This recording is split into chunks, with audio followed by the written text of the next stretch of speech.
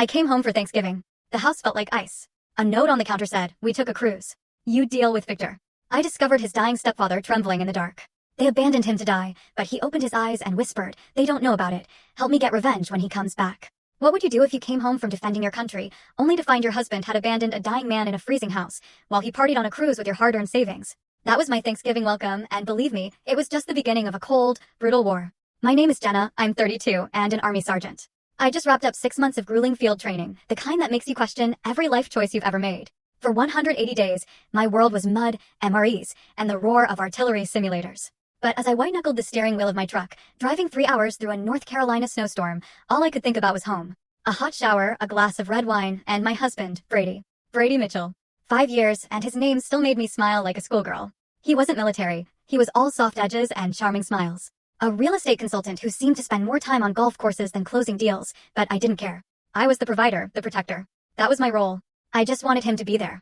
I pulled into the chaotic Walmart parking lot, buzzing with last-minute holiday shoppers. Mariah Carey was blasting, but I moved through the aisles with military precision. A 20-pound turkey, a bag of potatoes, 2 expensive bottles of Cabernet. I wanted this Thanksgiving to be perfect. I even grabbed a small peach yogurt for Victor, Brady's stepfather. I knew that pancreatic cancer had ravaged his appetite, but maybe, just maybe, he could keep that down.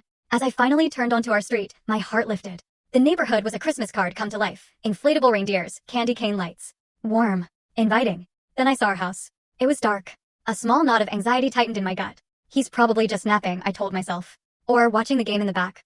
I parked, grabbed the groceries, and fumbled with the key. "Brady, I'm home." I called out, kicking the door shut to block the biting wind. Silence. But it wasn't the peaceful quiet of an empty house. It was the heavy, suffocating silence of a tomb. And then the cold hit me. A physical blow. I dropped the grocery bags, the wine bottles clinking together, a sharp echo in the stillness. My breath plumed in front of me. I glanced at the thermostat. Blink. Tapped it. System off. Current temp 52 degrees. 52 degrees? In November? Brady? My voice snapped, slipping into my command tone. That's when I smelled it. Beneath the stale, cold air, something sharp, acrid. Ammonia. A smell I knew from field hospitals and all the worst situations. The unmistakable stench of human waste. The knot in my stomach turned into a rock. I dropped my keys, heart pounding, and ran toward the living room. Victor. The room was cloaked in shadows, only the streetlights filtering through the full story on the channel. Link below. Click now and watch what happened next.